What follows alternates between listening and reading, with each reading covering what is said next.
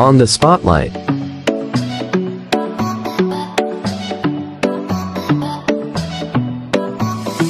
Office Queen, the one and only Catherine Bernardo. King, congratulations, Alden Richards!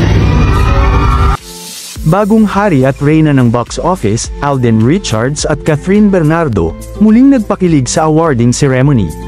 Sa ginanap na 52nd Box Office Entertainment Awards ng Guillermo Mendoza Memorial Scholarship Foundation, GMMSF, pinarangalan sina Alden Richards at Catherine Bernardo bilang box office king at queen.